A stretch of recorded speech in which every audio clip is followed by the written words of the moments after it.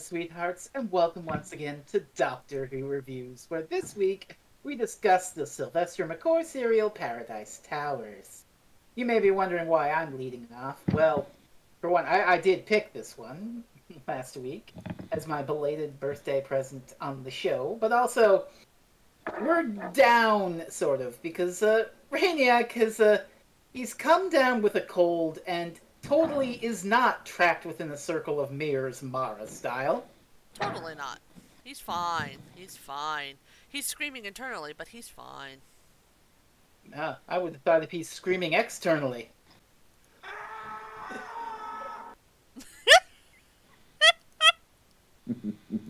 Oh my.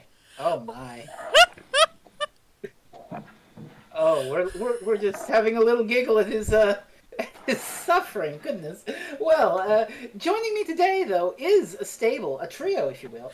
I am FreezingInferno, your host for the evening, and to my virtual right, take her down to Paradise City, where the Kangs are blue and the corridors are gritty. It's Concave Usurper, better known as Cat. Okay, I love you for that. That was fantastic. I worked on that for a while. We actually have third guest, special guest in the chair. To my virtual left, the exceptional, the excellent, the editor. Please welcome to Doctor Who Reviews, Sean Dillon.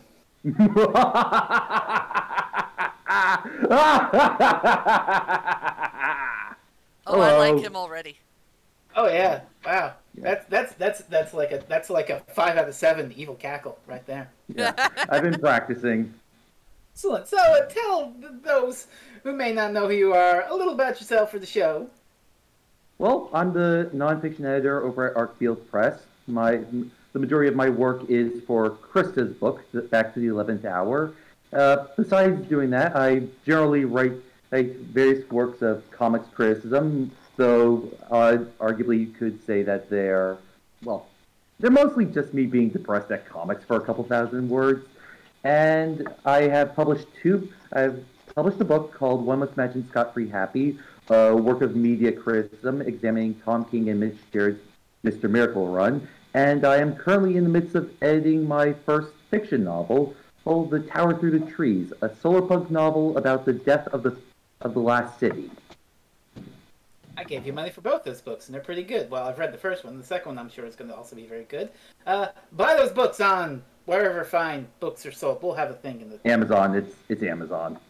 Yes. So, buy Back to the 11th Hour and One Must Imagine Scot-Free Happy on Amazon.com. You gotta love Amazon. It's a one-stop shop. They'll go cut down the Amazon, and then you can buy stuff on Amazon. Well, I mean, it's either get stuff off of Amazon or do Kerbalam. Though I have to say, I think Killer Bubble Wrap might be better than Amazon services. Oh, you don't even know yet. They're starting to get rid of bubble wrap. Oh, God help me. Wait, if they're getting rid of bubble wrap, how the hell is Doctor Who supposed to have monster costumes? That's a good question. Did we notice any in this story? Let's find out. So, Paradise Towers is the second story of Season 24, McCoy's second story ever, and given that we've covered other stories of this era, most notably The Ultimate Foe last week and Time in the Rani about a year and a half ago, I think the picture's beginning to clear that those stories were really the last exorcism of the, shall we say, problematic elements of the 80s. Time in the Rani being a glorious, bright, and neon exorcism with synthwave, the best synthwave money could buy. Well, the best synthwave the BBC could buy, I should say. But given that Paradise Towers is a real return to form, and you can tell because it's ranked 230th place in the Doctor Who 50th anniversary poll, so it must be doing something right if traditional Doctor Who fandom doesn't like it. Well, traditional Doctor Who fandom likes various things. Yes. Sounds like Kangs. Well, a traditional Doctor Who fan also doesn't like common decency. That's true. Right, it's a Doctor Who fan. Of course they don't like common decency. Well, I really enjoyed the story. It might be my favorite of season 24. Delta and the Bannerman might rival it, but let us talk a little about what it goes into. Well, let's just kick off with the opening and learn that yellow Kangs are cowardly cutlet. What does that mean? Well, they're yellow. Oh, they're yellow. Oh, cat. Oh, cat. Hey, it's like a pun. Oh, God. I just got that. Yeah, so there's a lady in yellow running down some dimly lit corridors while some people are laughing and taunting and calling her, the Yellow Kang, a cowardly cutlet. And, yeah, we're cutting then to the TARDIS, where The Doctor is bored out of his mind. The Doctor is bored out of his mind, and Mel wants to go for a swim in the titular Paradise Towers. It's just an adventure on a whim. I want to go for a swim. Okay, we'll go here. But fine. Okay, we'll You know what I kind of just realized? This is basically midnight, except the companion doesn't go on the adventure with the Doctor. Oh my. Yeah, they pretty much spend the majority of the story being split up from one another. Mel gets her own little companion with the himbo Pex, and the Doctor gets kidnapped by various forces. The himbo! Oh my gosh, he is! Oh, he is. We're going to talk about that himbo, and it's going to be glorious. So, while we're cutting from the Doctor to the TARDIS, we see that the yellow girl has something menace her, and she screams, and presumably she gets got. So, oh dear. Yep. That's bad. So, this place, this Paradise Towers, the Doctor says, apparently won awards in the 21st century, so I guess this is within 100 years of now. But it was 1987, so God knows what kind of future they're trying to think. And they arrive at a shithole. It's a complete shithole. There's a rat, and there's shit's from everywhere. Stuff's crawled over the walls. And McCoy gets a really great ad-lib. Wait, hang on. Are you trying to say the rats are bad? Do we need to have words, sir? Well... The rat was the best part of Talons of Wang Chiang. Hey, we don't say that here. We go. Oh, sorry. I'm still new. Yes. Should I read up that line? We'll let you get away with it this time. All right. We made a vow that we would never say. We didn't say anything about our special guests, so. Fair enough. You're free on a technicality here. And there's a great little ad-lib where McCoy tips his hat to a water pump, and Mel's like, "No, Doctor." You never know. I thought that was at the end of the story. It's both. Oh, it's both. They mirror each other, if you will. Well, I don't have the mirror alert, so... Oh, don't worry, Kat has that on point. I'm not pushing the button for that, I can tell you that right now. Alright, we'll find some more later. So, the Doctor mentions he jettisoned in the pool from the TARDIS, which... That's a bit of a running gag. I know that there's some pool shenanigans later on. In the classic series, in the modern series, there's some pool shit in the classic series. But anyway, he's like, if things go wrong and we get separated, meet by the pool. Which, surprise, surprise, things are going to go wrong. Yep, especially after he says the words, "What could possibly go wrong?" and there's an evil musical sting following it shortly thereafter. Oh God, Captain McCulloch is becoming self-aware. Oh, the true enemy of the Doctor, the meta. Oh, God. So, we then cut to a guard on his walkie-talkie. This is one of the caretakers, who presumably take care of Paradise Towers. And he's wandering around, he's on his walkie-talkie, and I really love the world building that this story has. It has just some weird evocative names for stuff, like the graffiti is called Wall Scrawl. Oh my gosh, okay, so I am going to wax poetic about the fucking world building. Especially when we meet the Kangs. A couple of episodes, this man, Stephen Wyatt, manages to make an entire believable world with only just a few throwaway lines. It is fantastic. Stephen Wyatt, for reference, also wrote The Greatest Show in the Galaxy. I know, it's like, it shows that he's good at this. Can we get He's Stephen Wyatt on the show? I think he's not good at rapping. Well, yeah. But... Yeah, we're going to ignore that part. So, the guard then finds a bloody yellow rag, presumably from the Yellow Kang. What is a Kang? Well, the Doctor and Mel are about to find out who the Kangs are, because they're being accosted by the Red Kangs. Red Kangs are best Kangs. Red Kangs are best. So they're basically just like, I think it's kind of a Lord of the Flies situation where they're just a band of renegade teenage. Yeah, that's kind I of think what they're I supposed got to be from teenage this as girls. well. Maybe they're supposed to be way younger, but they're like 23. All the actors playing the you get the games. sense that if this was like a book or something, they'd be written as like young teenagers. Or like even the cops are basically just playing at being cops rather than actually being cops. Yeah, it kind of feels like everybody should be pre-teens to teenagers. Instead, they're TV teenagers. So they're twice the age they should be, but pretty much works. I mean, it's still fun. It's still, it doesn't take away from the world building that they're trying to do with this, at the very least. Yeah. I mean, they're literally named after, like, things you'd see in the towers. They have names like Bin Liner and Fire Escape and No Escape. Oh, great. No exit, not. I mean, there's given the Ballard influence on the episode, I mean, it's literally high rise as children's TV panto, I think, as I'll put it. Yeah, Yeah, I mean, No Exit is very much an interesting word play to invoke. Oh, yeah. So I'm not sure if it's intentional. Very well could be.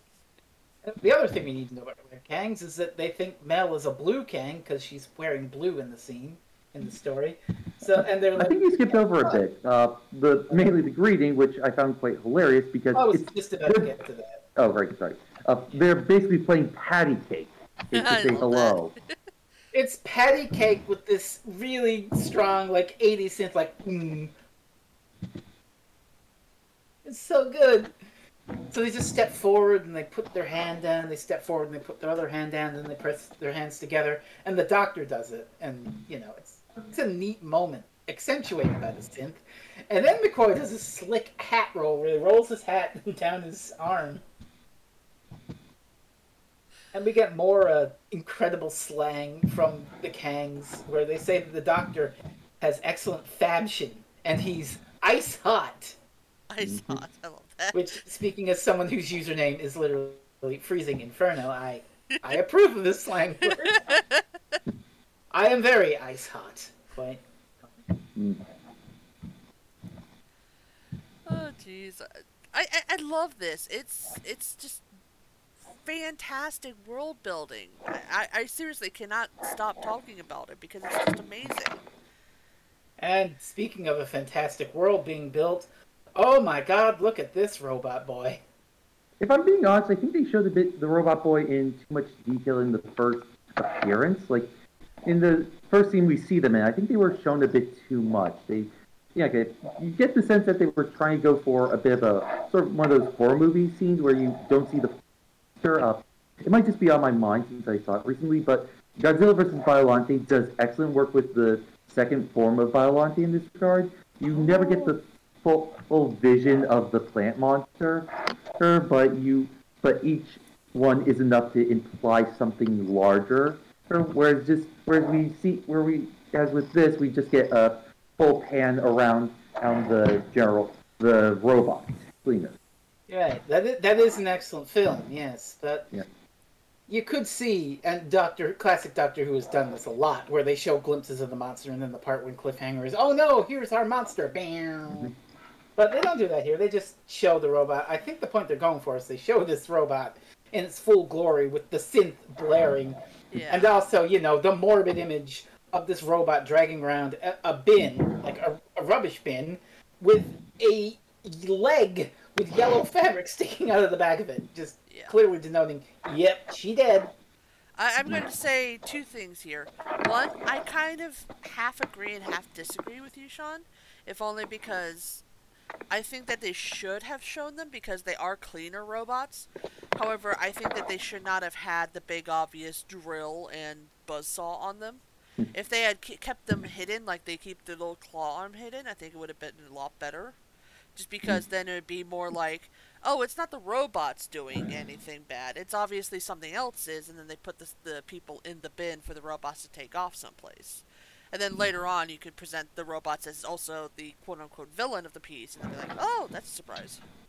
That's interesting. Yeah, I can vibe with that. Well, the second thing I'm going to say is, they obviously had a leg prop, and they really wanted to use it, because you always see a leg poking out of the bin. There's like 4 or 5 shots of this bin going by and the leg sticking out of it. It's really easy to make an arm, guys. You can just stick it out there and just have it, like, dangling. You don't have to be a leg every single time. Oh, it could be a glove. You just need a glove to do this stuff. You're Doctor Who. Go into the stores, pop an arm off an old Auton prop, and just stick it in there. Heck, you don't even have to do that. Just have the actors actually inside the bin and just have them hang their body part out. Wild. So, we cut back to the Kangs from this, and they helpfully inform us that red Kangs are best. I mean, well, they are. Yeah, and though they like the Doctor and his cool outfit and whatnot, they still tie the Doctor and Mel up and are going to take them back to their base. But then the Caretakers come. And the Kangs scatter. And, well, there they go. They're off to the races. And here's where, shocker of shocks, the Doctor and Mel get separated. Oh, yep. No. Mel ends up with a bunch of cannibalistic old lesbians, and the Doctor is stuck the prisoner of Nazis. Oh, boy. Yeah, pretty much.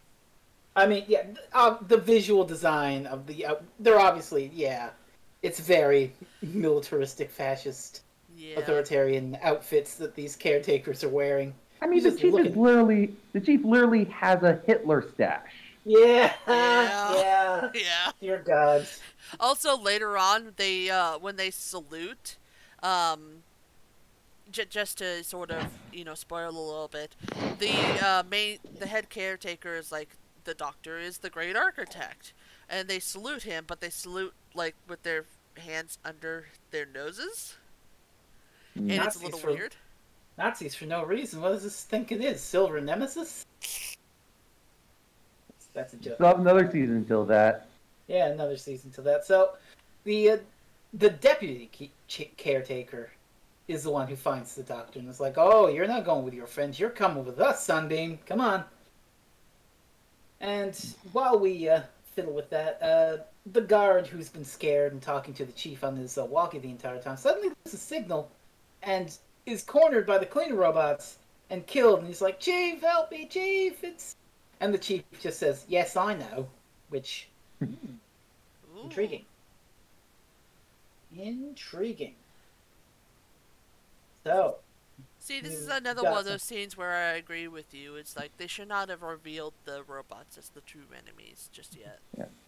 I think maybe they should have held off until probably when the Doctor encounters them. Yeah. Cause we get a presence of the robots as something menacing about the robots, though we don't get the full idea of what that is exactly until, oh God, the Doctor is being menaced by the robots. Yeah, so really all you'd need to do is just cut out the scene with the leg, and then sort of cut around the scene where the guard gets got, and you can keep the scene with the leg, but show, like, if you want to show these, because I'm sure that the cleaners were probably, like, very expensive props, and they probably wanted to have it in the episodes as much as possible. I would just show it cleaning up actual trash and throwing it into the bin. And then, as it passes by, you see, oh no, there's a leg. Oh my. I mean, given the expense of the budget, he took the money from what would have been the 5th episode of this serial and used it on the robots. Probably, yeah. Probably. They took all the extra money from Time and the Ronnie and put it into this story. So we get some more fun little world building with the Kangs and their terminology, where they mention that there are no more yellow Kangs. They've all been made unalive. And Kangs do not make people unalive. They're very adamant that no type of Kang will ever unalive someone. Or wipe them out. And we also get the lovely little farewell greeting that they give each other. Build high for happiness. Which sounds like a slogan for what the the high-rise was supposed to be. Like a build high for happiness. Yeah. We are in the 304th floor high-rise. Yeah. But as was said before, we do have poor Mel, who, when they were with the Kangs, she and the doctor got their hands tied up, so Mel's just sort of running around with her hands, behind her back. She gets separated from the Kangs as well, and she meets Tilda and Tabby. A pair of cannibalistic old lesbians. Yep. That is very incredibly true. Yep. So they're very polite, and it's like, oh my dear, oh come on in, have some tea and cake, so we'll untie you. And she gestures to the other one to clean the bones off the table, because this is obviously yeah. I'm also going to mention something that I noticed as well. I don't know if you guys noticed this, but Tilda is the one in red, like the red Kangs. Tabby's the one in blue, like the blue Kangs, and then they have a friend who comes later who's in yellow. Oh, I never actually caught that. That's and notice how the yellow one, spoilers, is the only one who actually survives all of this. That's interesting. Yeah. And, albeit, though, at the same time, she's also clearly not a cannibal, at least according to the episode. And she's also a bit, and much like the yellow Kangs, she's timid about the cannibals and also the police. She doesn't actually raise a fuss about the fact that people are eating the Kang, and that her fellow Rezzies are eating Kang. I don't think she actually knows, because they do hide, later on they do hide the evidence from her.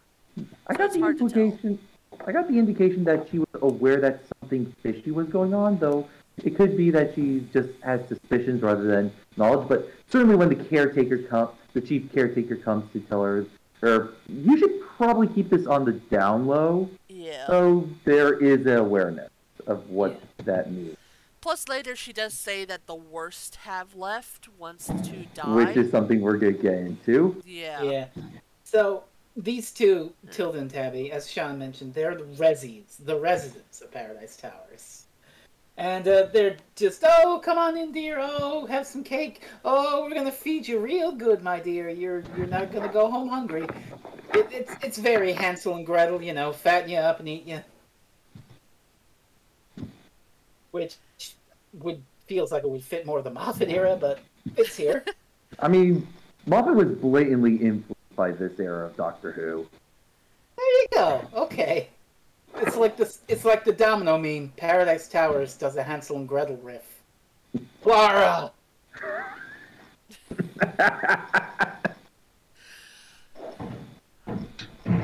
So the Doctor's being escorted by the Caretakers, and they clearly are people who follow the rules and regulations to the letter, and they've got a rule book, and it's just like a little paperback, but the implication is that there's a billion rules that these people have to follow. And the Doctor points out some interesting wall scrawl of a Kang being attacked by a claw. Oh, this is interesting. I wonder where they draw this. Oh, who cares what they draw? They're just criminals scribbling on the walls against the rules. And then, hell, hey, what a neat little robot. Wow, look at that. Oh, goodness. You know what I do in times like these? I run for my life. The claw chooses who will go and who will stay. So as Mel is having tea and cakes, Tilda and Tabby explained that the great architect built this place, and all the oldsters and youngsters moved in, and everyone in between went to fight a war or some such. Things just happen. What the hell? Things just happen. What the hell? But before tea time can continue, the Kool-Aid Man is here. Oh yeah! At this point, I feel we need a running count for how many times someone Kool-Aid Man something in the classic Doctor Who serial. I think we're at 4 or 5 at this point. We've talked about this. This is a Doctor Who serial. He Duggins it. You're right. Okay, we need to count for how many times someone Duggins something in the show. I mean, Tex is very Duggan. They are, after all, both himbos. Oh, yes. So this is Tex, and he bursts in, he just smashes down Tilda and Tabby's door, and it's like, are these old ladies bothering you? No! are you bothering these old ladies? No! What the fuck, dude? Yeah. I love Pex. I love Pex so much. And yet it's very clear that Mel doesn't. Mel does not have time for himbos. But she goes off with him anyway. Well, she leaves, and it's like, he's following her. He's like, wait, I'll protect you. I'm Pex. I put Paradise Towers to rights. Yeah, okay, I'll see you. Wait, you need a guide to tell you where to go here. Yeah, I guess so. Okay, let's go, because I'm Pex.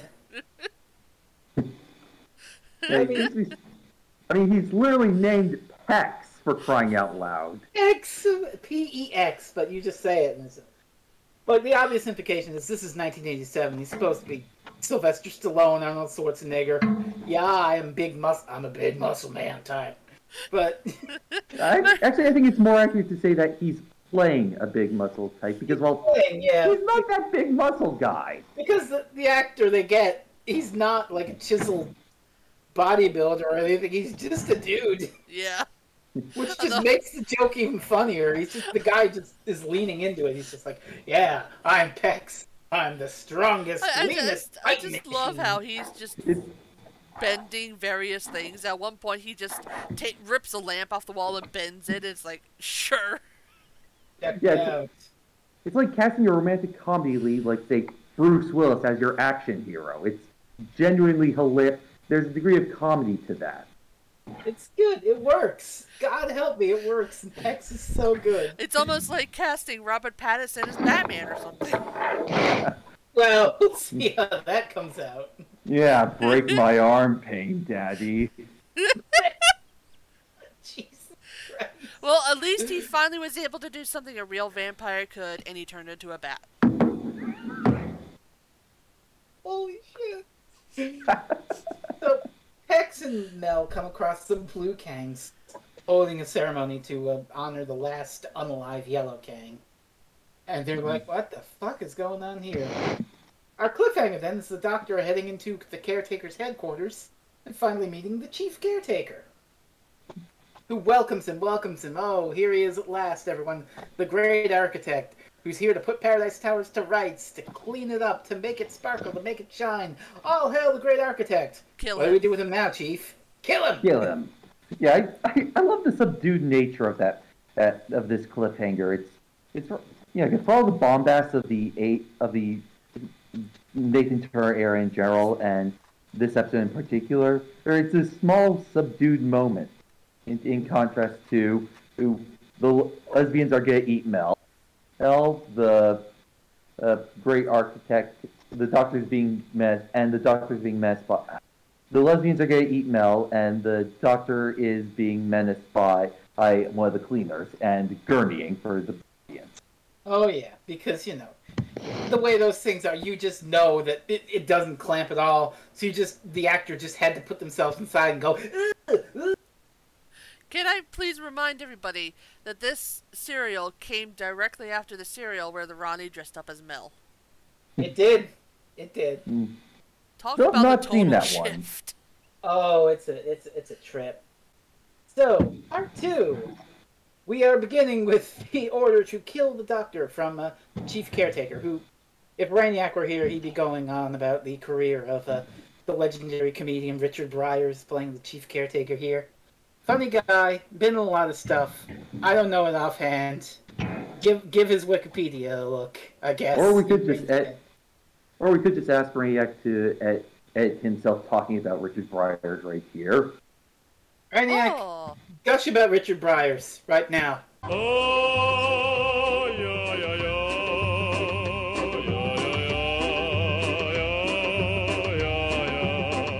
Thank you, Brainiac, for that insightful commentary on the career of Richard Briers.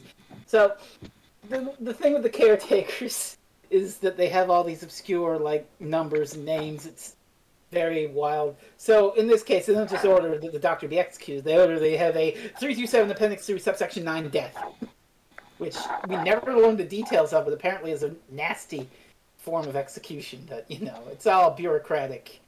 It's very throw a tax man off the roof, Yep. And as always, the Doctor hates all these rules. He hates these rules more than he hates listening to guidebooks. if the Doctor had to choose between watching one of those Disney World DVDs that advertise going to Disney World or having to read the entire rule book, he'd probably regenerate into Gam. Oh my god. Yeah. So apparently, someone comes in with news that, oh no, a poor caretaker has been killed. How terribly sad. It's not as if the chief caretaker is privy to these methods. And he's going to go check it out, but guard the great architect, boys. I'll be right back. And while we guard the architect, we cut back to Pex, who, as Kat mentioned, shows Mel how strong he is by pulling a lamppost off the wall and bending it and being like, I'm strong. Check this out, I can bend a lamp. And Mel's like, Pex, if you could put that back together, that'd be way more useful, you know? Truly, he is a great himbo. I love these two together. There's just the himbo and the person who's just like, I can't deal with it. I just can't. So, the red Kangs are wondering if another Kang is missing. Has she been made unalive? As we find out, yes, because there's that leg again with some red on it. But the cleaner is taking it into a misty, mysterious red room somewhere. Ooh, that's spooky. And then we get, well, I think this is one of the first truly great defining moments of the Svlvester McCoy era. And certainly one of the great... This is so good. So, the Doctor's being guarded by the caretakers, the deputy and another caretaker. And he's pondering, I wonder why the cleaners would attack caretakers. And why would you ever want to kill the great architect if he could fix this place? It's a strange mystery. Well, I could never... How do you live by this old rulebook? I could never live my life by a boring old set of rules. You know, I guess how you guard me's in that rulebook. Can I see it? And the deputy is just pulling through, he's reading, and it's like, according to the rules, we can count that as your last request. Here. If you take the extremely deadly, what was this rule again? 327 Appendix 2, subsection 9. Right, if you take that death, then you can have a... But it's gonna be rough. Yeah. So, the Doctor is then... He's allowed to read the rulebook, and he's just flipping through. He's like, here it is. Here's the section on guarding a prisoner. Oh, there it is. Oh, that can't be right. That's weird. What is it? Oh, well, that's nothing, really. It's nothing. Read it out. Okay, but really, I can't possibly... Read it now! Okay, it's very silly. So, after you've been guarding the prisoner for... Texas Watch. 39 minutes. Everyone stands up. What? I mean, I know, it's absolutely silly. It's just ridiculous, I know, but it is in the rulebook. And he proceeds to just make up this thing in the rulebook where the guards have to stand up, walk 5 paces, put their hands over their heads, and close their eyes, while the Doctor then nicks their key cards. It's genius. It's brilliant. It's gonzo. I love it. And yeah, at the same time, you can tell that's a little bit unfinished. Like this is the genesis of where some Doctor's going, and chief among these is the fact that the umbrella looks wrong. It's a black umbrella with a wooden hood. It's not the Doctor doesn't have his question mark umbrella yet. He doesn't get the question mark umbrella until Delta and the Bannerman. Yeah, but I will say that the bit where he's like, "Oh, how long do we have to do this? About a minute and a half to give the prisoner enough time to escape." What? To give the prisoner enough time to find the right keycard and escape. But why should we want the prisoner to escape? And they turn and they see the umbrella caught in the door and he pulls it through. And then they realize, wait a minute, he didn't say Simon Says. What are we doing anything? Yeah. Oh, God. Yeah. Yeah, so you can tell... you can tell that if this was being done in, like, season 26 or so, instead of season 24, or this would be played for more malevolent chess master move, rather than the comedic bit this is played as. Honestly, I'm just so happy with it. It's fantastic, isn't it? Yeah, it's absolutely a delightful moment, but you can see the difference in terms of the aesthetics and interests of the McCoy era, sort of shifting and growing. Again, this is very much in the wake of The Ultimate Foe and Time in the Raw. It's not fully there yet, but it's getting there. So you can see where it's going. Yeah, they're going more for the Seventh Doctor's comedic aspects than they are for the darker aspects, just because of how awful the Time Lord trial was for everybody. Oh dear God. Yeah. I mean, but this is the beginning of the reinvention, as it were. I've only seen one story from that trial, and I do not want to watch the rest of it. Please don't tell me it was Mind. It was Mind Warp. Oh no! Oh no! Watch Terror of the Vervoids. It's a lot better. Is it though? Is it really? It really I mean, look for the trial, it's actually pretty good. You know. Yeah, but that's.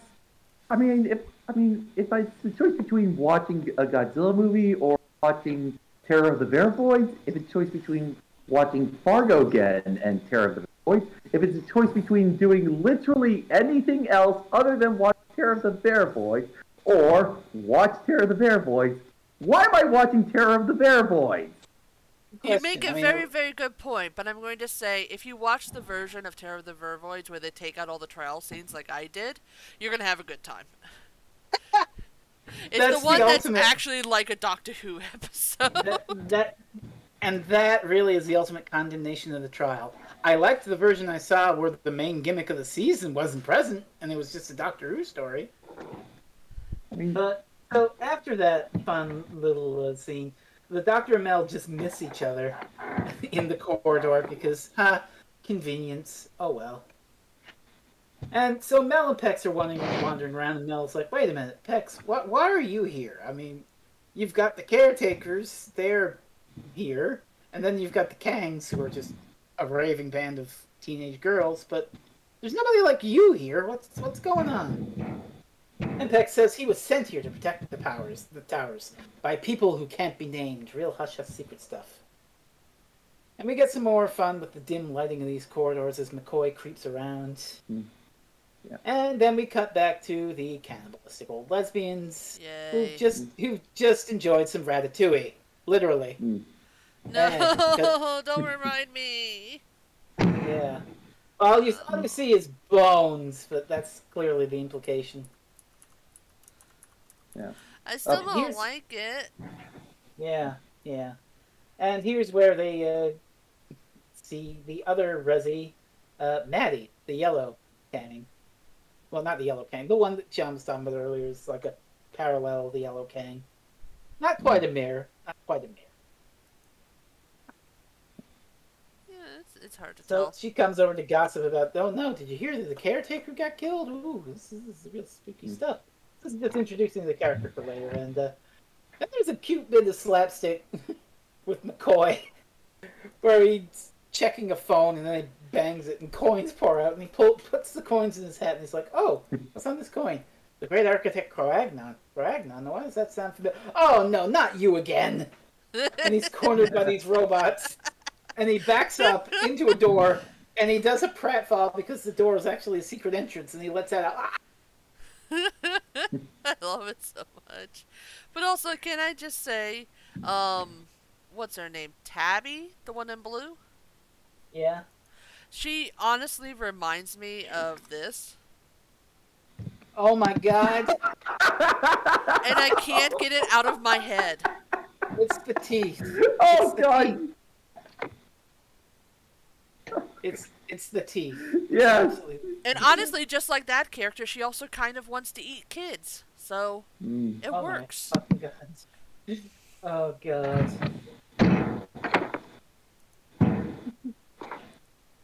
So, we get another hilarious thing with Pex and Mel where they're going to go up the elevator because Mel still wants to go to the pool because that's where she's supposed to meet the Doctor. So they go to the lift and Pex is like, I'll check if it's safe. He's got his gun out and he looks around the elevator. It's safe. And then they are immediately ambushed by the blue Kangs. Speaking of the Kangs, the pratfall the Doctor did landed him right in the red Kang's secret base. Oh god. So they chinwag for a bit, and he's like, nobody here is doing anything but the cleaners, not the Kangs, not the Caretakers. What's going on? and they try to check a phone. They have a funny name for the phone that I didn't write down. Yeah, there was actually something that happened earlier that comes to mind. When there was a short scene earlier on where the chief caretaker is condemning his subordinates, and one of them tries to bring up the fact that the cleaners are killing the caretakers, and the chief basically goes, you shouldn't talk about that sort of thing. It might upset your fellow caretaker, which it just fucked in all the best ways. My God. That's good. That's a good bit. So, the doctor turns around this thing with a phone on it, and it turns out to be an ancient vending machine. And so, he uses the coins to get a can of the soda from the vending machine, and opens it up. There's still fizz inside, and it's like, very refreshing. And all I could think about watching the scene was like, these towers have been dilapidated for God knows how long. You drink that shit, you should probably immediately, vomit it back up because it's got botulism or something. Well, it honestly depends on how, what the cans are made of. If it's, an actual aluminum can, if I remember correctly, then traditionally most sodas tend to, wear that out. However, this is space, so for all we know, they have some amazing technology where they're able to make it so that it lasts forever. It's easy to paper over this. You can't really ding it. It's just something funny I thought of because of that stuff. But equally, not everyone's a cannibal, so they have to be eating something. Yeah. But you could always just repeat yourself, it's just a show, and you should really just relax. Hey! Shoutouts to Krista. Hey. Hello, Plus, Krista. also, I mean, the cannibal... The cannibals had, stuff to make cakes and tea and things like that, so I'm sure there's something there. They gotta... maybe... Who knows? They don't really need to eat kids, they just like eating kids. Well, they said finding protein was hard, so it sounds like they have a lot of plant matter, but not a lot of protein. So no animals, but they have, herbs or something. I don't know. They just can't go vegan, can they? No. So, the chief is down in the basement, and he finds a piece of red cane cloth that was dragged from the cleaner, and he heads into the misty red room, and he finds his little pet. Daddy's little pet. That is just a bunch of neon lights that look like crab eyes. What is this, a mecha macro or some shit? Oh, no, man. It's obviously the ghost of Garfield to come back to life to haunt John. Oh my God! So yeah, this just thing that just bellows hungry, and it might actually be just Richard Briers' voice modulated, because it sounds like that in part 3 when the thing starts to talk. And well, the chief is a gentleman because he's been feeding people here and there to the cleaners to feed his little pet, but the pet's been getting more bold. It's been killing people all on its own without the chief saying so. That's bad. You're gonna get found out. No. Cat is memeing. Oh my God.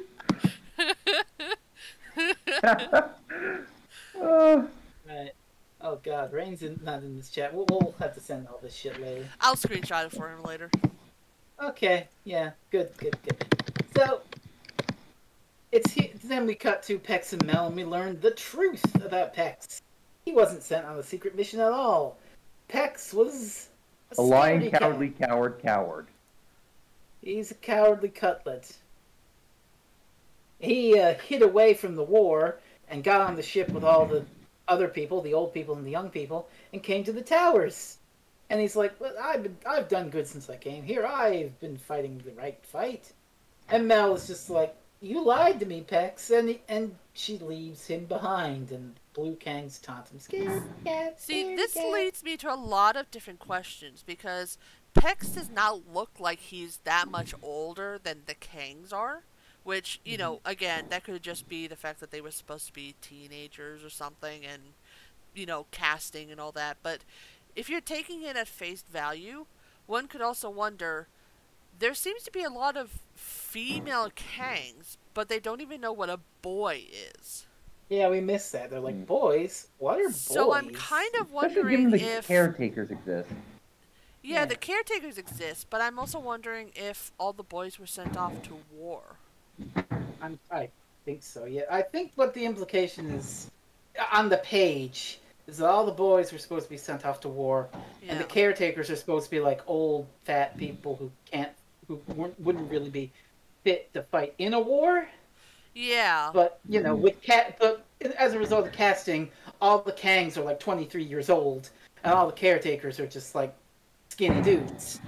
Yeah, it's kind of one of those things where I'm wondering if the Caretakers were like specially picked in order to become the Caretakers, because some of the other ones, especially the deputy and the, you know, in the scene where they're doing the Simon Says stuff, it feels like they're also supposed to be a lot younger than they are, but they aren't quite there, if that makes sense. Makes sense, yeah. So I'm just wondering if, like, it was supposed to be all the boys were Caretakers and all the girls later became Kangs. And then they also have the older people who became the Rezzies. It's interesting to think about, and it's... Right? I want a book about this world. It is such a cool world. I mean, I don't know if the Target book, the novelization of it, that Wyatt wrote back in 1988 or 89, whatever, or if that fleshes it out. Hey, Mike, Michael Lubian, tell us. You're the Target book guy. You watch this shit. Equally, it's kind of surprising that Big Fish has never done Turn to Paradise Tower. Oh yeah, I mean they already brought back another Stephen White's characters, Mags. It's not like they're averse to doing stories that aren't as well liked by the Doctor Who fandom. I mean, the Naimon. Oh God, that's right. Oh, apparently the Blue King leader's named Drinking Fountain. Oh, that's cute. Which is in the novelization. Actually, there might be some naming conventions with the characters, though I might be missing something. Given that the Blue King is named Drinking Fountain, and the Red Kings are named stuff Fire Escape, No Exit. They're based off of the Red Kings, whereas Blue Kings are named Blue Things. I wonder what the yellow ones were named then. Yeah. That's interesting to think about. That is interesting to think about. So the chief comes back to his to the Caretakers HQ and finds that his deputies let the doctor, the great architect, get away. Oh shit! Well, it's time for a security search. We gotta kill him. The 327. Oh fuck! I don't have it written down, so I can't say it fast. Here we go. Oh, I have it written down, but I had scrolled up. The 327, Appendix 37, Section 9, death of the great architect must take place. I mean, you gotta say it fast. Briars has it memorized, so he can just rattle that off like nothing. The 327, I can't do it when they don't have it in front of me. The 327, Appendix 3, Subsection 9, death. Now I memorized it. See, look at me. Oh, interesting. I have an interesting bit of trivia for you that can apply right now. Oh, apparently, this whole entire script was written before Svlvester McCoy was cast. Oh my. That's interesting. It possibly helps to show why it doesn't feel like fully the Seventh Doctor just yet. Yeah, sure. I get you.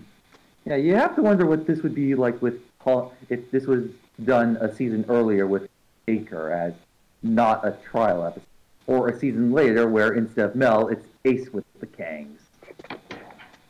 Yeah.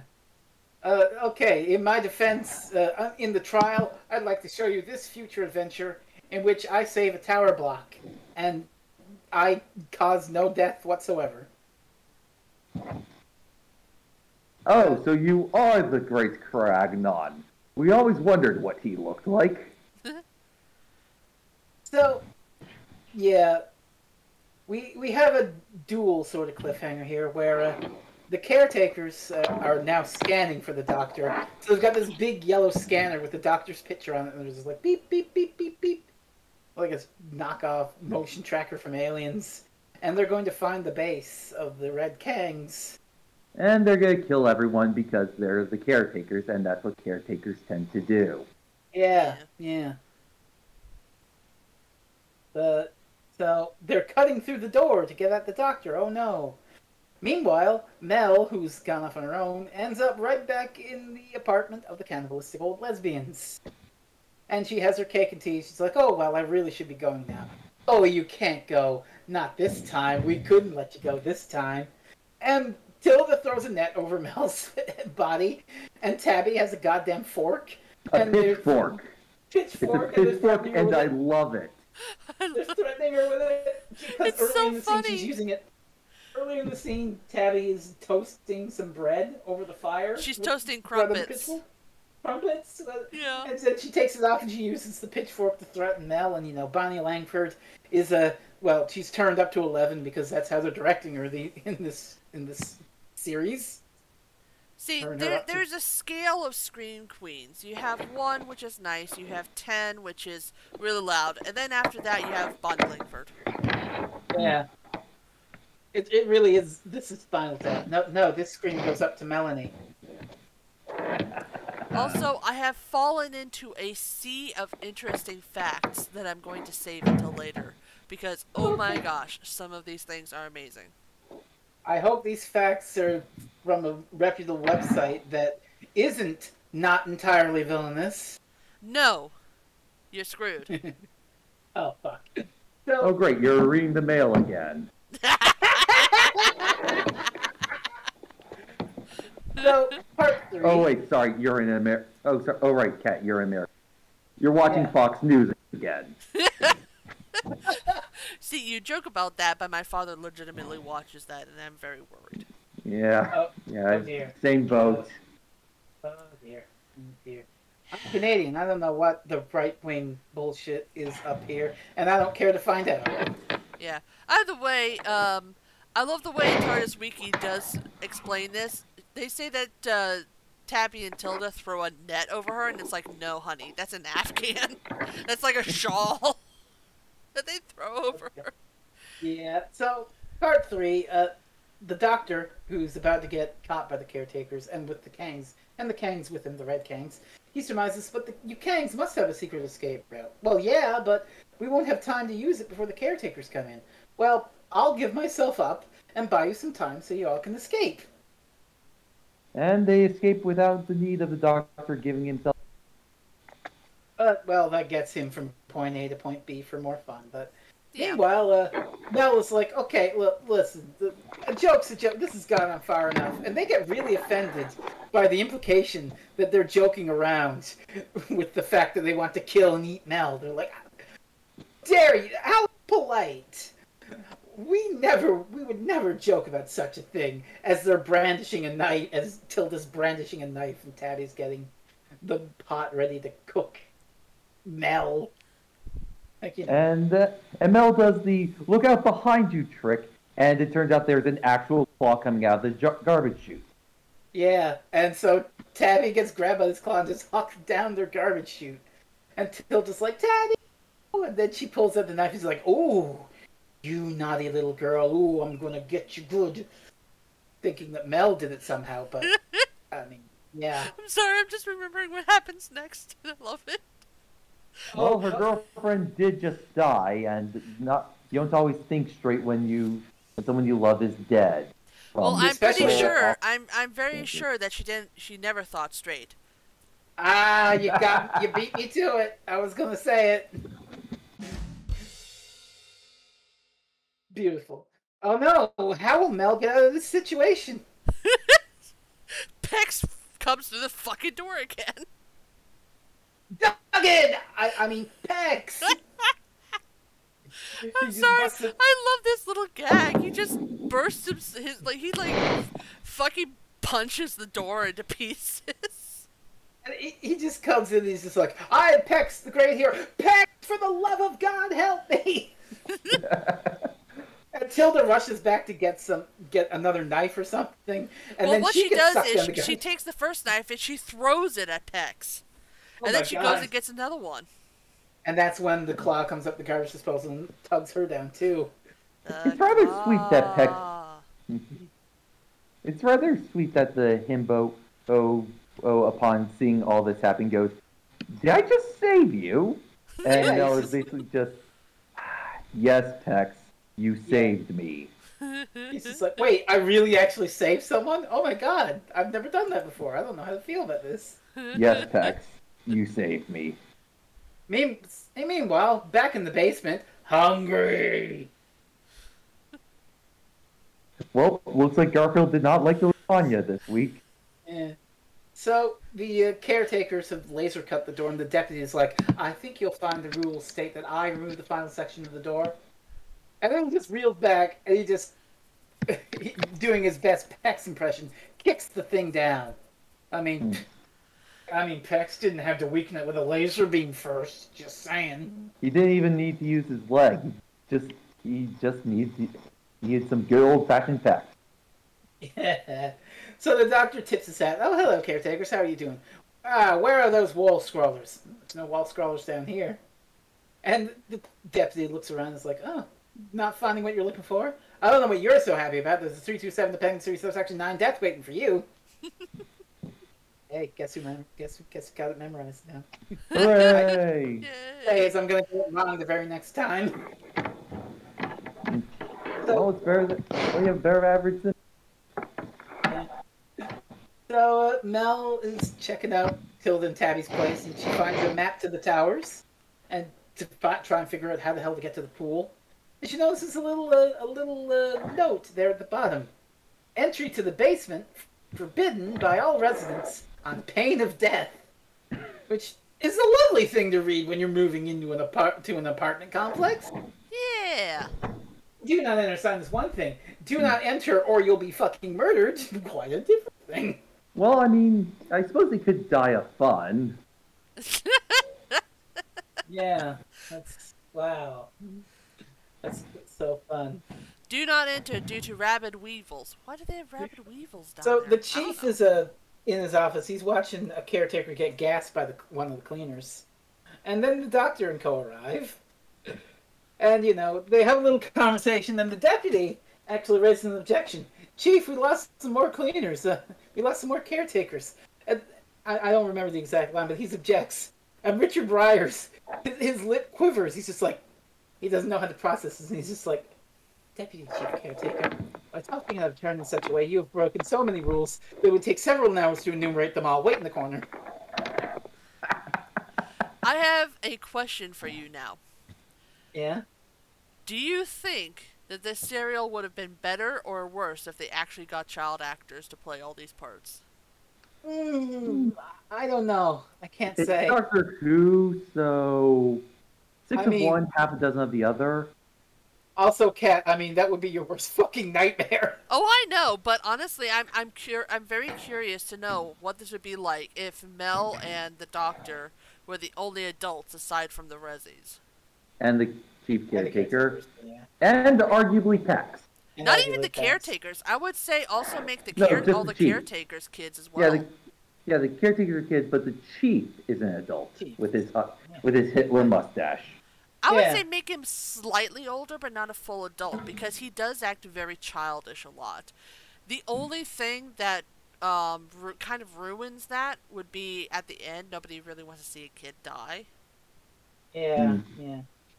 And also, they'd technically be killing 12-year-olds with the cleaners. Yeah. In this story, so it's definitely one of those things of who really knows which would be better. Oh, God. Going back, there's also that might just be one of those ideas that work better in prose, non-televised fiction. Probably. Yeah. Because honestly, reading about it is a lot different than seeing it. Yeah. There's a great line I skipped over where the chief is pleased the doctor's back. "Oh, good, great architect. I'm so glad you're back and that we can execute you. The deputy's execution would have required a lot more paperwork." And then That's the evil. Once again, the true evil of Doctor Who reveals its face. Bureaucracy. And we get a great little fun play of that as the chief caretaker is now interrogating the doctor. So the doctor is sitting down, the chief is standing there, shines a light in his face, and is trying to interrogate him. And he's like, "Oh, I don't care if you're the great architect or not. I'm going to kill you anyway, but it'd be nice to know." And we find out some lore. The Great Architect vanished just before the completion of Paradise Towers. And the Chief's motivation for killing the Great Architect here is that he has things just the way he likes them, and he doesn't want the Great Architect coming in and altering them, so he's going to kill him. He doesn't care now if the Doctor's a Great Architect or not. It's just like, I'm going to kill you anyway. You pissed me off. It's kind of funny, because later on you do find out that the Great Architect is changing things in his system. Yeah. Yeah, ironic, isn't it? Yeah. And there's a great bit where you can see this switch happen where McCoy is like sort of taking charge, and now he's asking the questions, and he gets up, and he and Briars sort of walk around each other, and then he pushes Briars, the Chief, down into the chair and shines the light on him, and now he switched roles in the interrogation, and now the Doctor's asking the questions, and he correctly identifies that, well, you've been feeding some people to the cleaners, but now the cleaners are killing more people, and you're worried about what that might mean. Isn't that right? And, well, the interrogation continues on, and we cut back to Pex and Mel now reunited.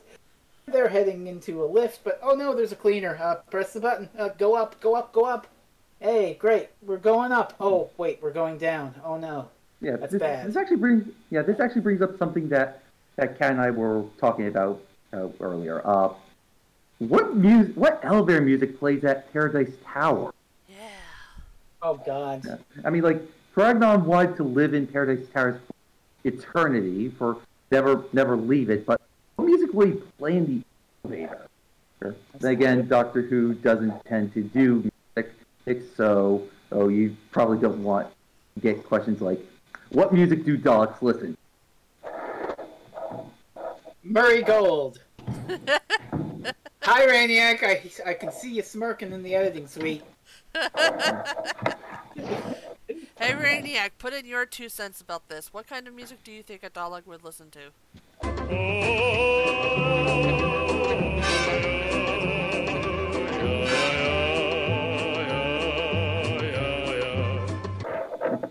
Or don't. Or do. Either or. Or don't. Who knows? Wow, it's gonna be. Who cares? Oh man, it's gonna be even funnier. We're just giving him an extra. Hey, Rainiac, put up Wolf Job. Hey, Rainiac, don't do that. Don't do that. Or do you do that? Who knows? Do as thou wilt. So the Doctor, meanwhile, has been left to watch a video on Paradise Paradise Towers. And like before, he is pondering if it is possible for him to somehow regenerate into John. And as he's there, the Chief, by the way, had left him under guard and was like to the deputy, now don't you let him escape again.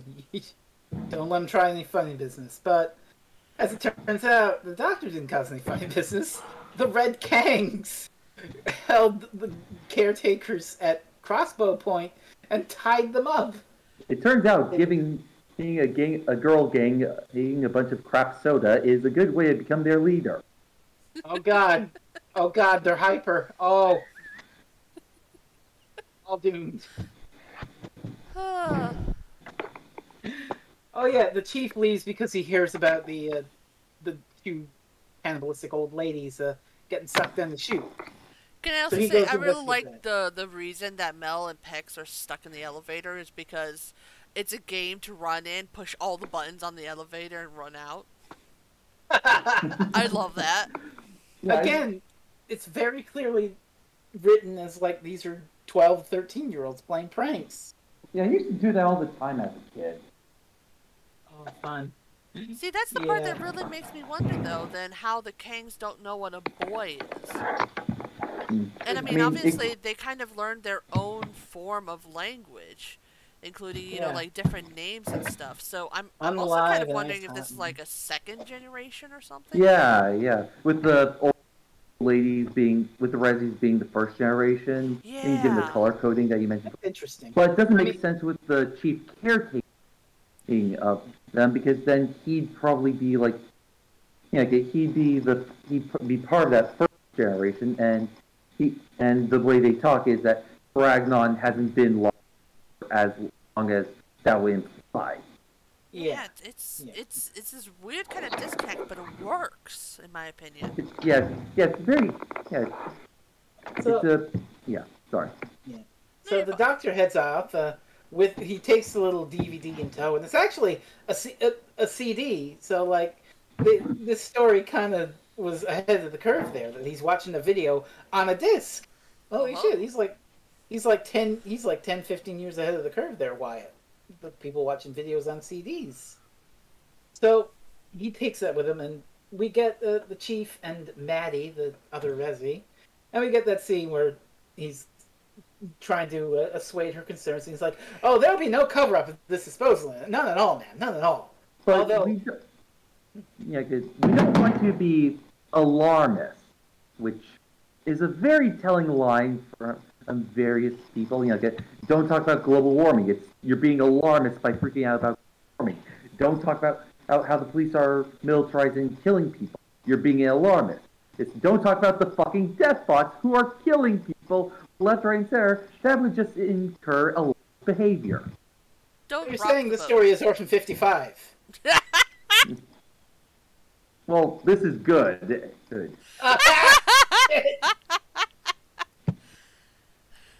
Oh, God. I walked right into that one.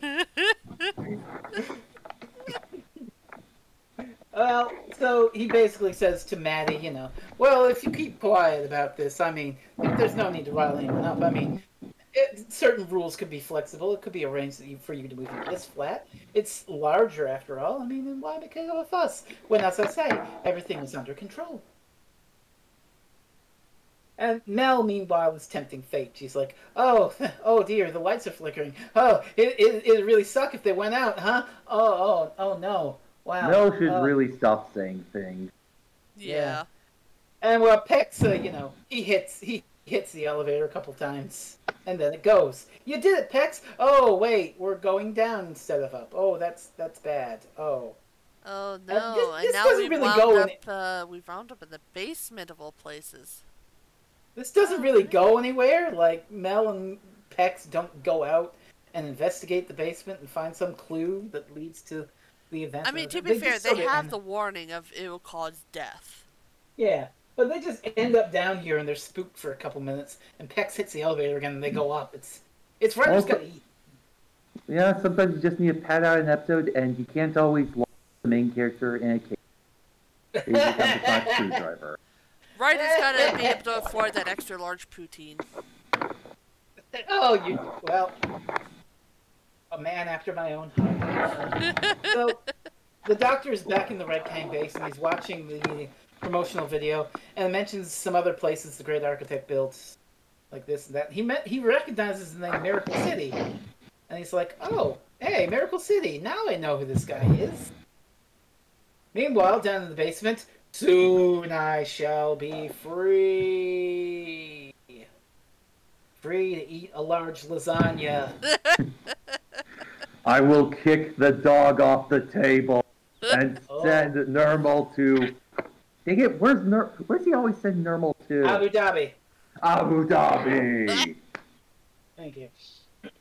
So, as the doctor exposits, Miracle City was the great architect Koragnon's masterpiece, but he wouldn't let anybody move in because he's kind of a purist architect. He's like, oh, this is my work of art, my beautiful city. You can't sully it by living in it. He was a pretentious architect, in other words. So an architect. We've got a button for that, actually. Well, I don't. Which button? Oh. We got a button for that. Yeah, we got buttons for a lot of things, like Doctor Who Mirror Alert. Boop boop boop boop boop boop. That was. You want to know the best part? I don't have just one rim shot. I have two. Oh, you are a versatile soundboard indeed. The second one, however, is a lot weaker in my opinion. Yeah. So Miracle City. Koragon didn't want anyone to move into his place and sully his perfect vision of a city by, doing something so untoward and filthy as living in it. And he didn't want them to ruin his work of art, so he set up a whole bunch of booby traps. And the people who did move in died horribly. But nothing was ever proven of his culpability in this, and so, since space is big, he went on and he found other work and built Paradise Towers. But See, then I he want to know disappeared. who his lawyer is, because I want to hire them. He managed to build a city with a bunch of booby traps in, and nobody found him guilty for all the deaths that happened there. I know the lawyer's name. It's Lionel Hutz. I was going to say that. Works on contingency? No. Money down.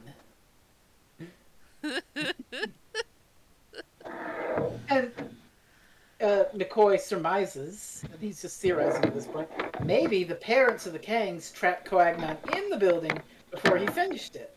Which turns out to be the case. Someone read the script ahead. Yeah, that tends to be what the Seventh Doctor's powers are. He read the script. So the chief, meanwhile, is confronting a cleaner. He's like, "What are you doing up here? You're not supposed to be here."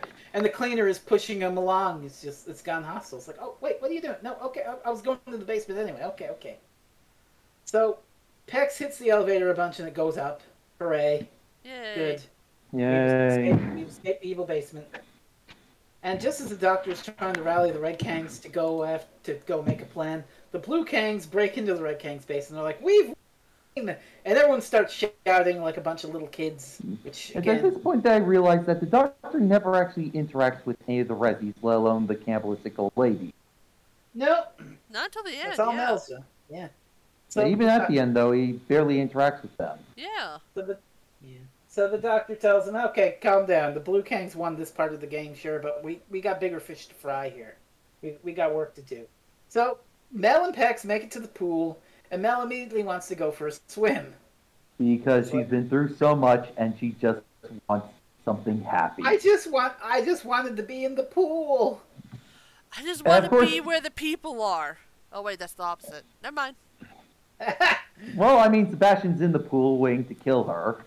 Oh, wait. Oh, Under shit. the sea. It's the Mechamara. The Mechamara Jr.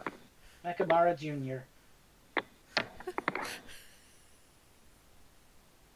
So, yeah, that's gonna menace Mel later, but for now, we get our cliffhanger, where the chief is brought before his little pet, and the pet is talking back. And is saying that the bodies that the cleaners brought were not right for the pet to live in. What are you talking about? I am Croagnon, the great architect. I'm going to kill all of you. And so he wants one more thing from the chief, and the chief is like, "Oh, suppose I won't give it to you. You have no choice." And then a big tube comes down over the chief, and he screams. And we get our cliffhanger. The Doctor and the Kangs have been watching this, heading down to the basement. And the Doctor by Claw, and he does his little, He does John Pertwee level flailing. I think the only Doctor who has never done gurneying is Pierre Capaldi, which is very sad. Oh my god. You think he would have jumped at the chance? The episode that I think probably would have happened would be in one of the drafts of what became Live the Land, when not Donald Trump's wig attacked him. What? Yeah, this was in the the Carceratorum article. One of the drafts of Pyramid at the End of the World was a two-parter, where Pierre Harness wrote it as a two-parter, where the first part would be the episode we got, and the second part would be Pierre Harness doing it. Bit vague, but one of the bits was not in the original script. What they were supposed to be Jeremy Corbyn, Donald Trump, and Vladimir in teaming up to dealing with this sort of thing, as opposed to three generic generals. And in the second part, not Donald Trump's wig flies off and tries to kill him. What the fuck? Yeah. Are you saying we could have had a good one? I mean, that's always the case with the phrase, Toby Whithouse had to write this episode at the last minute because Stephen Moffat died. Yeah. Yeah. So, the final part of Paradise Towers, the tube comes up over the chief, and he's a silver zombie. I think this is where a lot of people critique Paradise Towers, because Richard Breyer's up to this point, he's been sort of a slapstick discount fascist, but now he's just fully fucking ham. Would you like to know something interesting then? I would.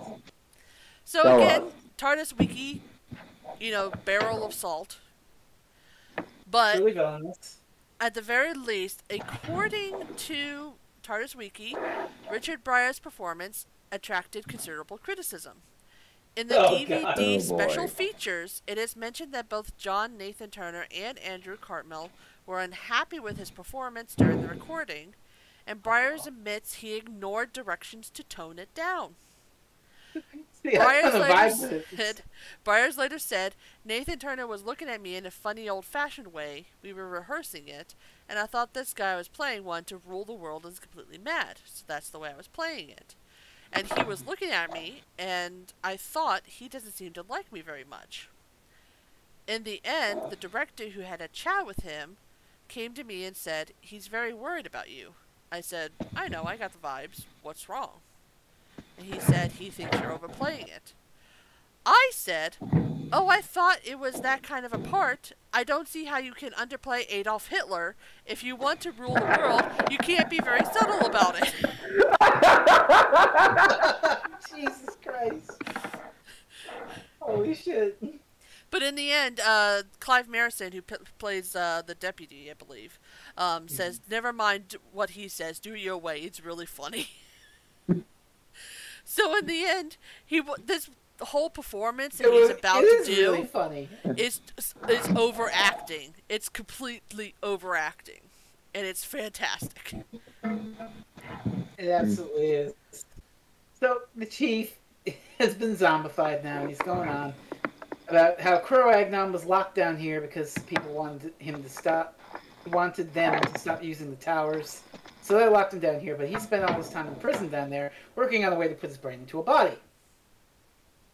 And now he's in the chief's body. So we've moved from doing a high-rise rip to a remake of The Brain of Morbius. Even the sponge has more life than Cro-Agnon. So Mel, meanwhile, is having a nice little swim in the pool.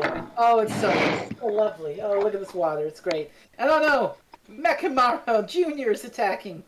We do not exist. Beep boop. And poor Pex. She's just like, Pex, help! And Pex, he's got a fucking gun. And Pex is just like, help! Help! Help somebody! And Mel eventually gets away from the crowd. She's like, God damn it, Pex, give me that gun! And she gets out of the pool, and she just takes out the Mechamara. Bang! So, I was like, wow, that sucked ass. Mm-hmm. So, eventually, they're checking out. Once Mel cleans up, she's like, wait, I thought I heard something. She checks. Oh, there's nothing there. Oh, hi, it's the doctor. Yay! Hooray! Yay. And the Kangs are there. They make fun of And so this is when everyone comes to meet up and try to put aside their differences and work together to stop the fascist zombie that's going to kill everyone. And if I'm being honest, it feels a bit rushed. Like, I feel like it would be a lot stronger if this, if there was one more part where this was sort of where the various groups coming together were just. This happened over the course of a whole episode rather than a quarter of an episode. Yeah, I can see where you're coming from there. But so, Natty the Rezzie and some other unnamed Rezzies come up and they're just like, oh, look, I mean, we've been kind of shit to you in the past, but we're all in a bind, and we want to bury the hatchet and say we're sorry.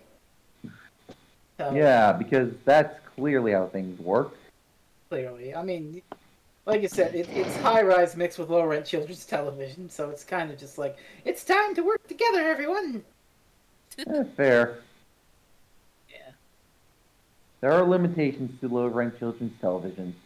High-rent children's television, and you get Steven Universe. Hey! Good show. Through that. And then you get whatever the hell you would classify Symphogear as, but I promise I wouldn't talk about that on the show. The choices for me were either Dirty Pair or Symphogear. I made my choices years ago. I went, why not both? But yeah.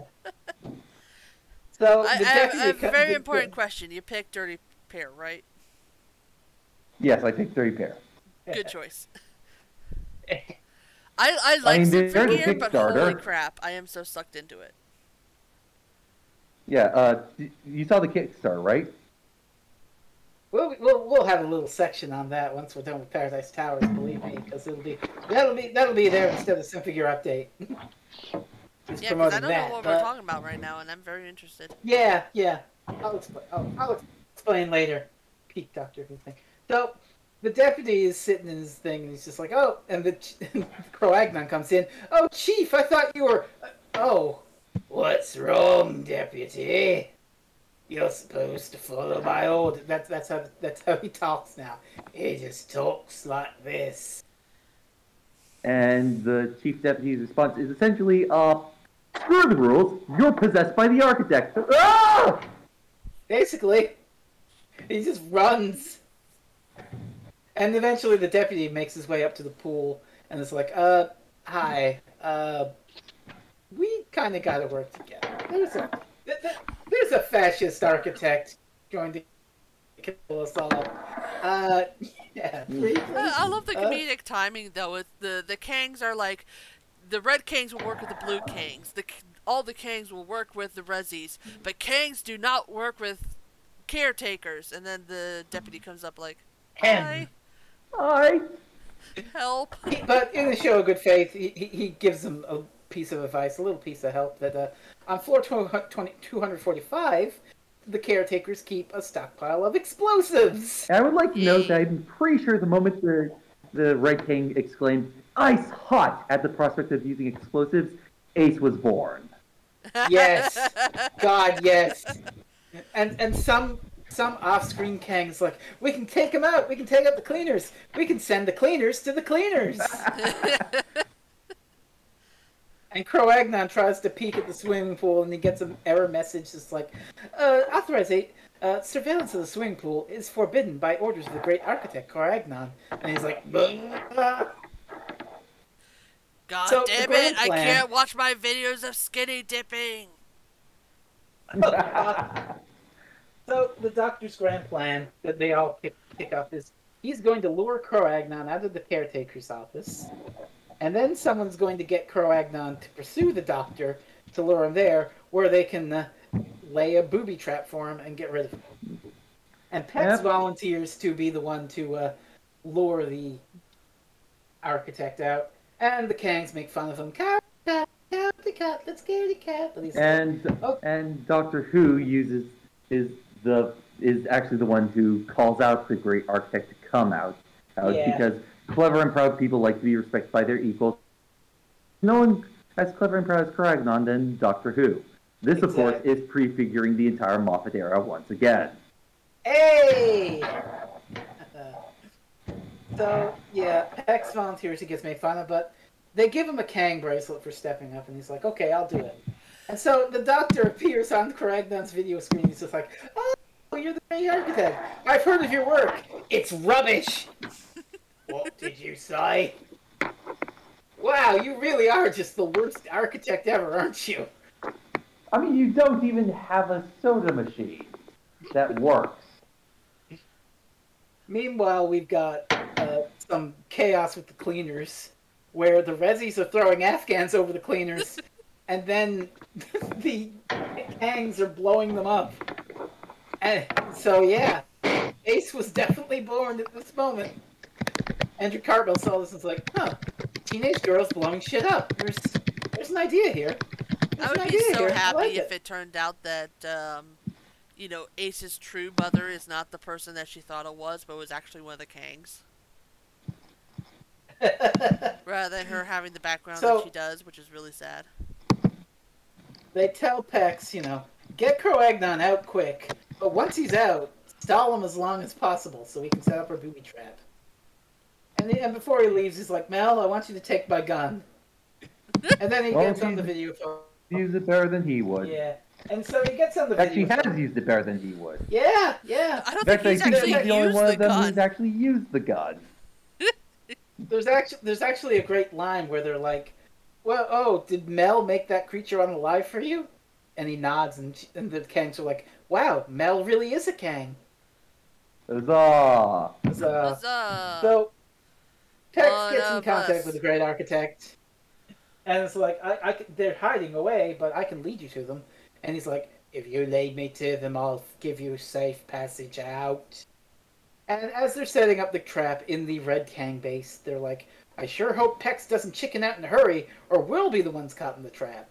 And Pex chickens out in a hurry. And Pex is like, and then they're going, and the Great Architect is like, you're not frightened, are you, lad? We should hurry. Rainiac, please insert the It's Always Sunny meme here.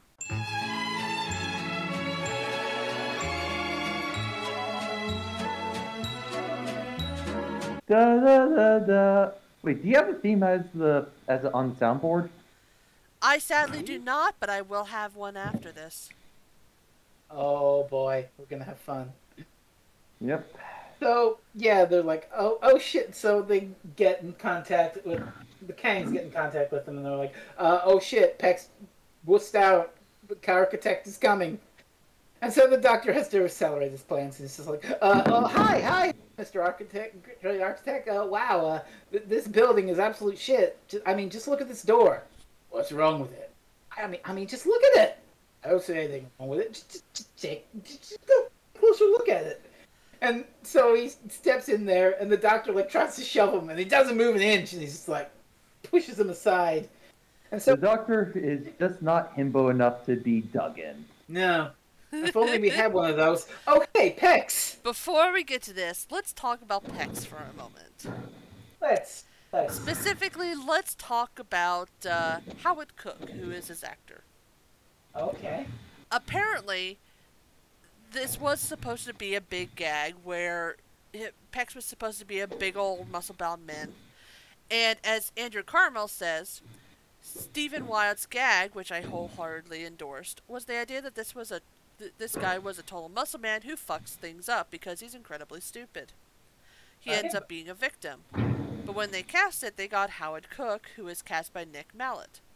Nick didn't have the same vision for Pex. He was just concerned with getting a good actor who could do the business.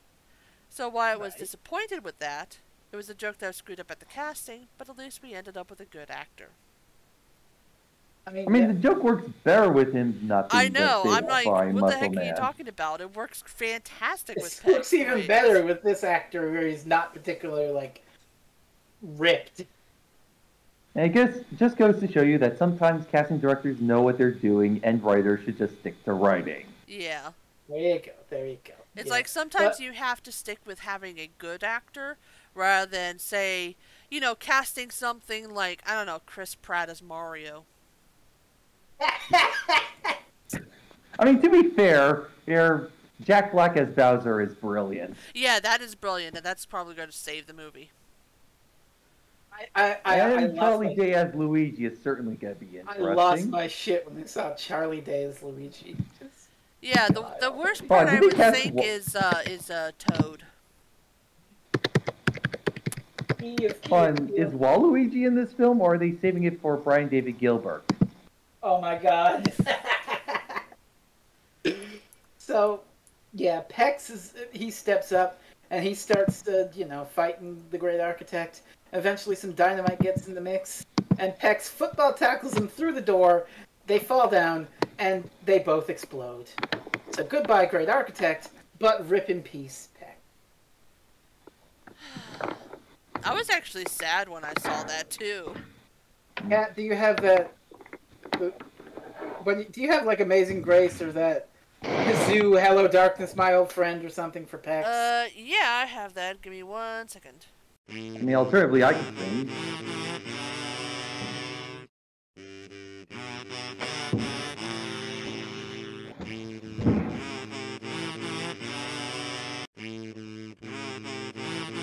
No! We're going to get DCA made! No. I mean, alternatively, I could just sing.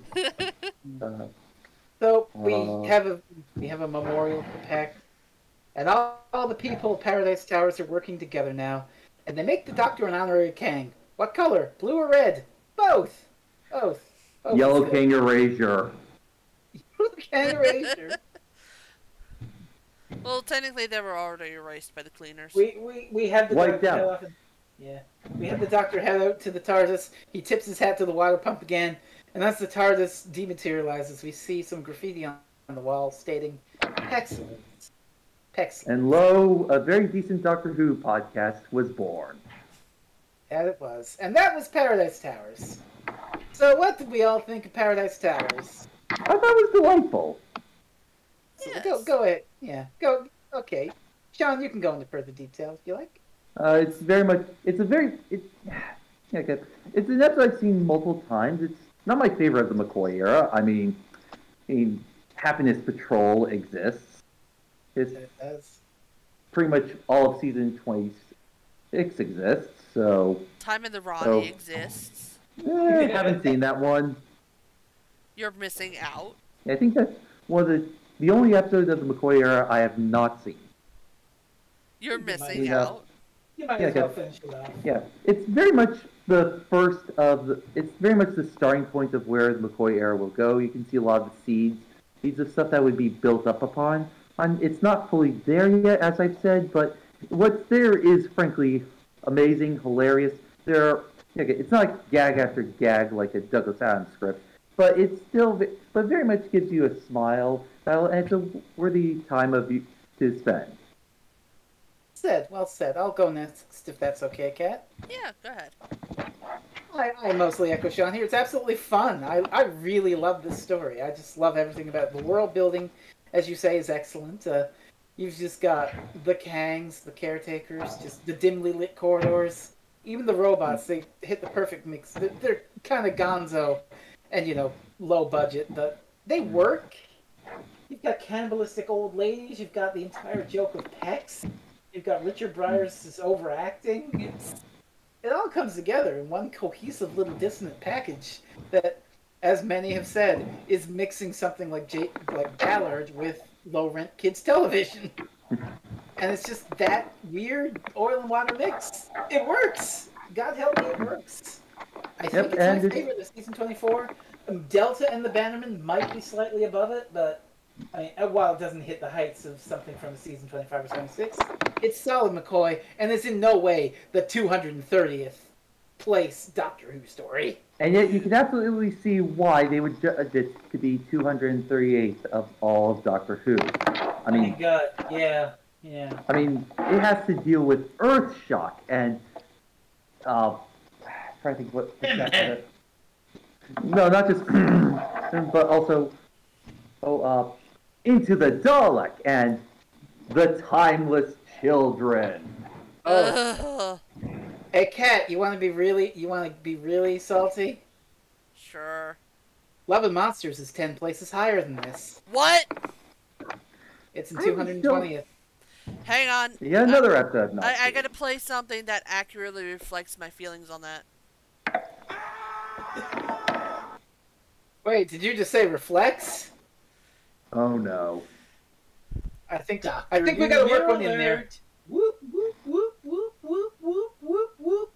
There you go. Got one in there. Kat, what did you think of the story? I'm thinking that most Doctor Who fans are complete idiots by now.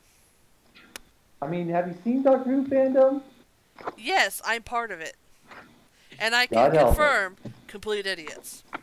Like, look at me, I'm a complete moron. Thanks. But at least I'm a moron with good taste. Yeah. I'm pretty sure most of the brain cells in the Doctor Who fandom are currently residing in Ithaca, New York. Yeah. The entire fandom shares one brain cell, and they have to decide who gets it. And they spend most of their time fighting over the one brain cell, not noticing that it's flown away to some distant planet. Not realizing that Ian Levine has hoarded it away again. Oh, like Ian Levine would have the brain cell. I never said he was using it. I said he hoarded it away. Yeah, right in between Power of the Daleks and Evil of the Daleks. He put it right next to the Doctor Who continuity that he cares so much about. Oh, that's a fun point, actually. Paradise Towers has absolutely no continuity references in it. No wonder they hate Suck it. it, Ian. Yep. I mean, I suppose he should be happy now. They're rebooting Babylon 5. Like Ian Levine will ever be happy. Mood. I suppose he stopped being happy when they rebooted all of DC Comics and made all of his collection pointless. Oh, God. He stopped being happy the moment he was born. So, Cat, Paradise Towers?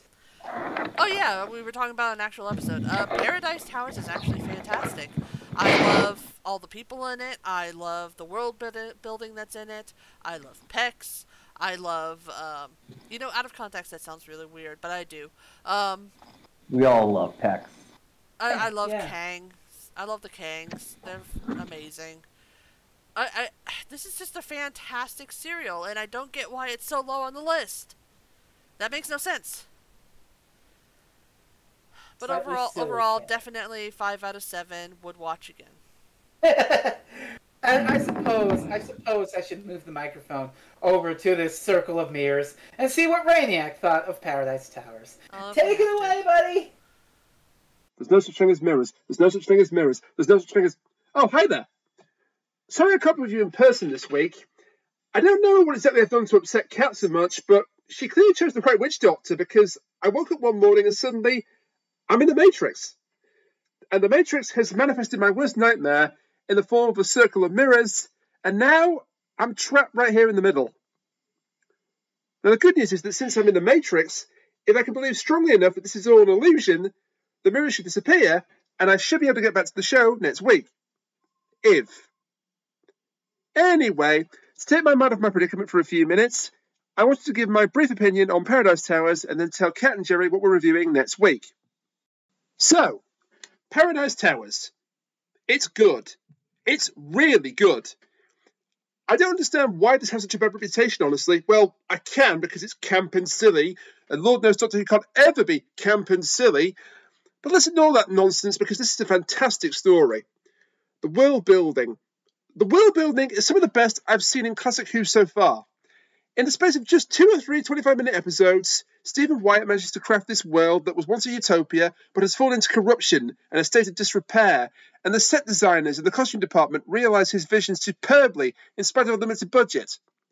Little details like the way the Kangs speak really make this world come alive on the screen. It's a real shame that neither the BBC nor Big Finish seem to want to revisit this world anytime soon. Thankfully, there is an upcoming comic series set at Paradise Towers years after the events of the serial, and it's looking really good so far. I believe it focuses on a next generation Kang trying to solve some kind of mystery. I'll include a link in the description to this podcast if you want to check it out. Speaking of the Kangs, the guest characters really stand out in Paradise Towers. The Rezzies, the Kangs, and the Caretakers all come across as really distinct and different from one another as groups. But it's the Kangs where the characterization really shines. Pex may be a himbo, but he's another well-written character, and his various interactions with Mel are particular highlights, as is his heroic sacrifice at the end of the story. Really, the only weak link here is Richard Briers as the chief caretaker. He's a bit too hammy for his own good, especially when his body is taken over by Caragnon in Part 4. But I don't blame the star of hit BBC comedies The Good Life and ever-decreasing circles for his performance. I think it's more a case of him getting the wrong direction, and besides, it's not really enough to ruin things. Finally, I have to tip my hat to Svlvester McCoy. He hasn't quite become the Seventh Doctor that we know and love just yet, but in just his second outing, he's already starting to make the character his own. The scene where he tricks the Caretakers into letting him go by exploiting the rules they care so much about is wonderful, and shows the first signs of him turning into the manipulative Grand Chess Master he transformed into when Ace started travelling with him. So yeah, overall, I can't recommend watching Paradise Towers enough. It's the best story of season 24 by a mile, which is saying something because Devil from the Bannermen and Dragonfire are both really fun in their own right as well. And it's a real shame that so many people still sleep on this one. Maybe one day in the future, that will change. Now, if you'll excuse me, I need to get out of here. There's no such thing as mirrors. There's no such thing as mirrors. There's no such thing as mirrors. There's no such thing as mirrors. There's no such thing as mirrors. There's no such thing as mirrors. Well, that was interesting. Yeah, very insightful. Thank you. And he also whispered in my ear what we're doing next time. So yes, next time, Dr. totally organic reaction to what Rainiac said because he's now currently recording it after the fact. Yeah. Totally not. And he totally didn't tell me after the fact that next time on Doctor Who Reviews, it's David Tennant in Midnight. Well, I'm not going to be here for that. No, we get to suffer through it. Hey, holy shit. Man, this guy doesn't know what he's doing. He picked an entire episode where the whole point is that two people marry each other for 45 minutes. God help him.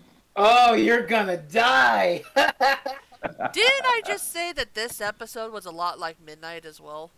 You Yeah, did. yeah, you did. You did. Look at that. We fucking did it again, and he's not even here. I mean, you Man. could almost say that Midnight is a mirror to this episode. No, wait, it's a mirror to turn left.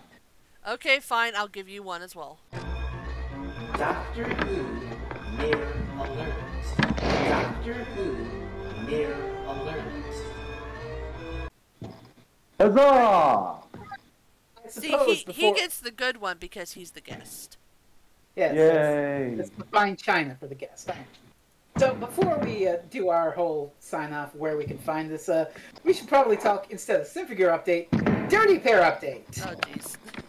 So, Dirty Pair, for those who don't know, is a 1985 anime about two girls in the future, in the space 80s, who fly around, try to solve problems, and end up blowing up a bunch of shit on accident. It's brilliant, it's comedic, it's funny, it's great, and a couple of years ago, a Blu-ray HD restoration of it came out in Japan, and now there's I think that might have been last year.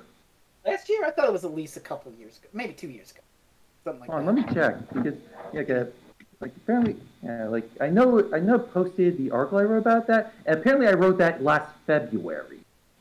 Okay, so roughly a year and a half ago, something like that. So anyway, there is a Kickstarter now to fund the Blu-ray, and it was December. It was according to this, it was December of 2019. Okay, so roughly 2 years ago. Yeah. So there is a Kickstarter going on that has it hit its funding as of recording. Let me just load it up. I literally just put the link in there. Almost there. $16,000 away. Almost certainly will have hit funding by the time we get this out. And it has over 1,000 backers. Yeah, I put mine in for the basic series, which is. And I'm going for the full.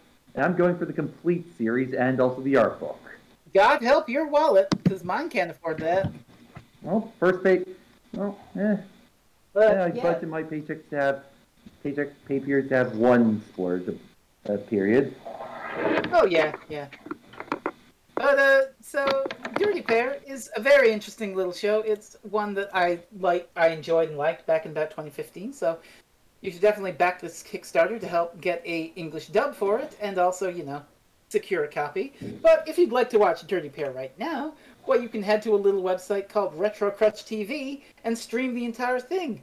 And well, if you're looking for what episodes of Dirty Pair to watch, why, I think our guest has written something about that. Yep, give me a second to pull up the put the link in the chat. Well, there you go. Look at that. Well, while you're here, Sean, you got any other words or writings that you'd like to plug on the program? Well, as I mentioned, I am the author of One Must Imagine Scot-Free Happy. I edit Krista's book series, Back to the 11th Hour. I recently did an article for the website Neotech on the atomic. I recently did an article for the website Neotech on the relationship between Superman and the atomic bomb, and my main blog is the kingandredandblue.blogspot.com, which has been a bit inactive lately due to working on the novel, but I plan on getting back into things shortly with some new projects. Things that I'll be announcing in the future. I can also be found on Twitter at DeathPrice2000, and this was fun. Yay! It's very fun. You can find me at FreezingInferno on Twitter.com, and you can find Kat on Twitter at ConcaveUsurper, as well as our show at ReviewsDoctor. Kat sometimes streams on twitch.tv/ConcaveUsurper. Eventually, I can be found at Fresno'sRavingrants.blogspot.com, doing my 16 Screams of Halloween marathon, in which I watch a bunch of spooky media for the spooky season. I have currently, as of this recording, written articles on Gremlins 2 and the movie Llamageddon, which is a amazing, goofy, dumb fucking movie that should be experienced, preferably with a friend you can laugh at it. And then right after, you should also watch Velocipaster. And give that your also taking recommendations at this point. Junji Ito's Censor. There's a horror story involving mirrors. Oh! See, God. the problem is, I know who Junji Ito is, and I'm terrified of him. His cats are lovely. Made for me. You can also send us an email at goexterminateyourself@gmail.com. And you can find Rainiac, if he ever escapes from that circle of mirrors in about a week, at RainiacDomaniac on Twitter. If not, you can always blame the next guest star of this show. Whomever that will be. But for now, we shall leave you, faithful listeners of A Doctor Who Reviews. And thank you very much for listening to us. Thank you to Kat for joining me, and thank you to Sean Dillon for sitting in at the guest spot to talk about Paradise Towers. Yes, it was lovely having you. For coming. No problem. Thank you, Rainiac, for being a sport and editing all this while trapped in the circle of mirrors. And join us next time when you eventually find your sweet release, and we discuss David Tennant mirroring an old lady in Midnight. Until then, bye for now. Build high for happiness. Build high for happiness.